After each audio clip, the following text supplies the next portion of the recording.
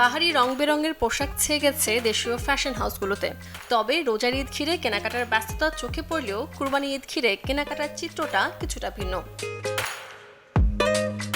Shopping মলগুলোতে কেনাকাটার ভিড় তেমন চোখে না পড়লেও উৎসব ঘিরে আয়োজনে কমতি রাখেনি পোশাক ব্যবসায়ীরা।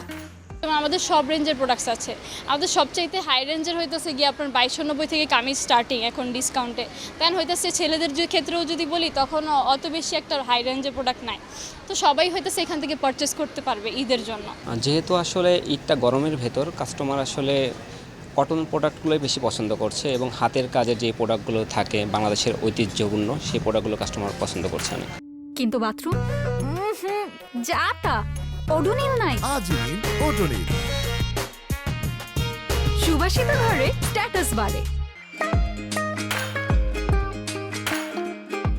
যেহেতু কদিন বাদে কুরবানির ঈদ শুরু হবে, গরু কেনাকাটার ব্যস্ততা, তাই অনেকেই আগেভাগে পরিবার প্রিয়জনকে সাথে নিয়ে সারছেন উৎসবের কেনাকাটা।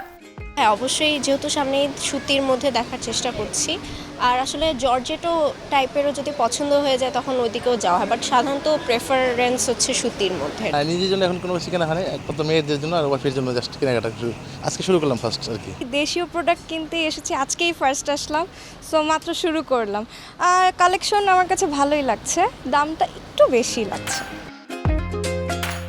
উৎসব গরমে হওয়ায় কাপড়ে যেমন প্রাধান্য পাচ্ছে কটন লিনেনের পোশাক, আবার অনেকে স্বস্তি পেতে বেছে নিচ্ছেন floral printed tops, trendy kurti, kameez কিংবা হালকা কাজের জামা।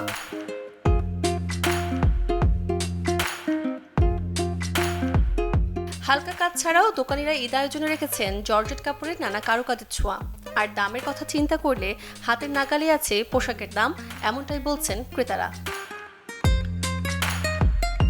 সূচনা হাসান, চ্যানেল 24, ঢাকা।